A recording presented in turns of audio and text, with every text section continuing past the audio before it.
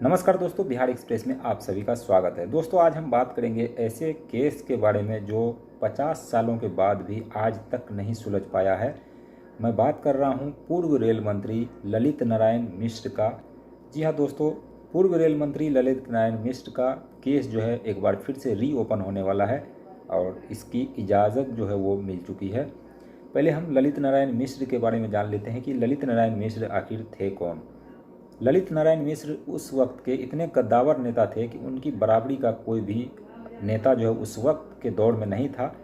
जिस वक्त ललित नारायण मिश्र की हत्या हुई थी उस वक्त जो है केंद्र में इंदिरा गांधी की सरकार थी, यानी कि कांग्रेस की सरकार थी, और कांग्रेस की सरकार में कैबिनेट में मंत्री रहे थे ललित नारायण मिश्र, जो कि रेल मंत्री के पद पर थे। मामला यूँ था कि 2 जनवरी 1975 को ललित नारायण मिश्र समस्तीपुर पहुंचते हैं और वहां पर एक बड़ी लाइन का उद्घाटन करना था।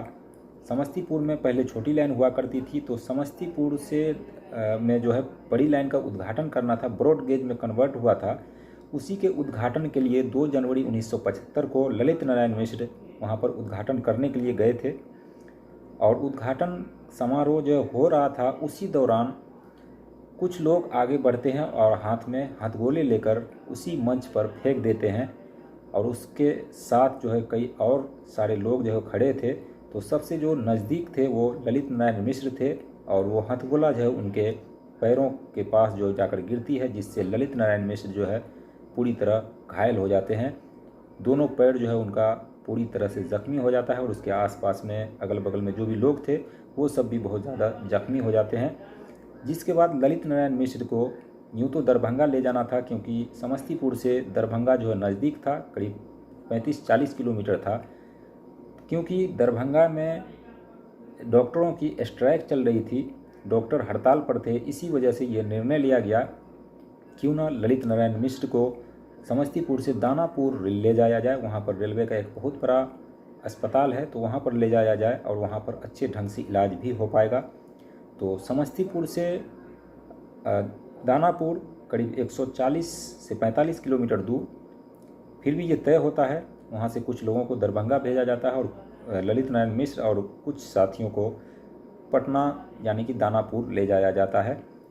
अब देखिए यहाँ पर इत्तेफाक की बात देखिए, जो ट्रेन को समस्तीपुर से दानापुर पहुँचने में 7 घंटे का समय लगना चाहिए, उस ट्रेन को 14 घंटे से भी ज़्यादा का समय लगता है।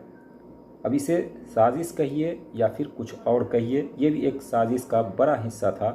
क्योंकि अगर रेल मंत्री जिस ट्रेन में घायल अवस्था में सवार थे, उसी ट्रेन को 7 के बदले 14 घंटे आखिर क्यों लगाया गया, इस पर भी उस वक्त सवाल उठा था कि आखिर इतनी देरी क्यों।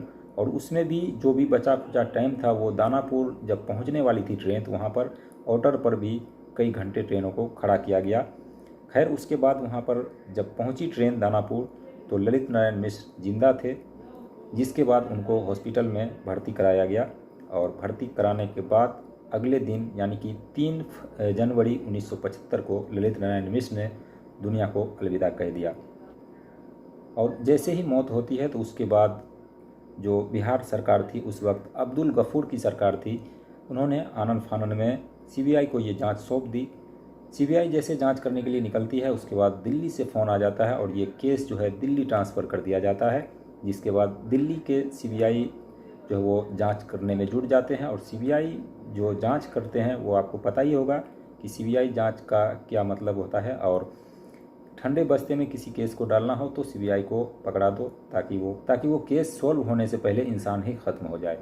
यही होता है। दिल्ली की सीबीआई को सौंपा जाता है। उसके बाद ये केस करीब 39 सालों तक चलता है, लेकिन 39 साल के बाद एक फैसला आता है जिसमें 4 व्यक्ति को आरोपी घोषित कर उसे जेल भेज दिया जाता है।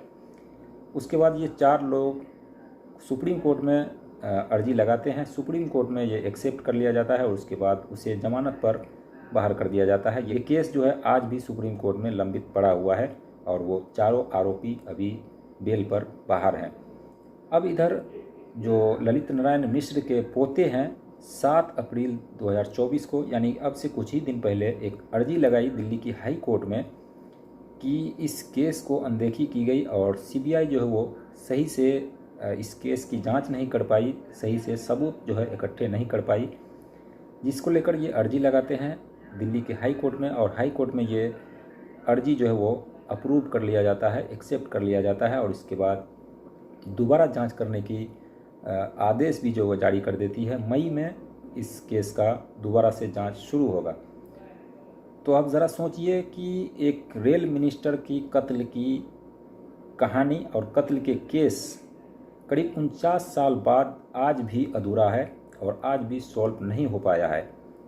ये एक देश की विडंबना है और इसमें कई सारे लूप होल्स जो वो छोड़े गए। सीबीआई ने अच्छे से जांच नहीं किया, शायद अच्छे से जांच करते तो शायद असली कातिल पकड़ा जाता, और असली कातिल जो है आज भी पहुंच से दूर है, किसी को पता तक नहीं। अब ये केस जो रीओपन होगा उसके बाद ये भी पता नहीं कि क्या जो असली कातिल है वो ज़िंदा है भी या नहीं, या असली कातिल सामने आ भी पाएगा या नहीं आ पाएगा, या अभी उस दौर में और आज के दौर में बहुत सारा फ़र्क है। तो क्या उस वक्त का जो सबूत है वो भी मिल पाएगा या नहीं मिल पाएगा। तो ये महज एक फॉर्मेलिटीज होगी, लेकिन देश का सबसे लंबा चलने वाला ये केस जो आज भी अधूरा है और एक बार फिर से रीओपन होने वाला है। तो ये थी एक रेल मिनिस्टर के कत्ल की कहानी जो आज तक सॉल्व नहीं हो पाई है, और ये देश की विडंबना है। बाकी इसको लेकर आपकी जो भी राय हो कमेंट सेक्शन में ज़रूर बताइएगा। जो भी आपकी प्रतिक्रिया हो वो भी कमेंट सेक्शन में ज़रूर बताइएगा। और इस केस के जांच से क्या कोई असली कातिल पकड़ा जाएगा या नहीं पकड़ा जाएगा, या जो बड़े बड़े गैंगस्टर हैं वो पकड़े जाएंगे या नहीं पकड़े जाएंगे, ये तो खैर आने वाला वक्त बताएगा। बाकी देखते हैं, एक बार फिर से रीओपन हो रहा है केस, और जो भी हो कमेंट सेक्शन में बताइए। चैनल को सब्सक्राइब कीजिए। मिलते हैं नेक्स्ट वीडियो में, तब तक देखते रहिए बिहार एक्सप्रेस यूट्यूब चैनल।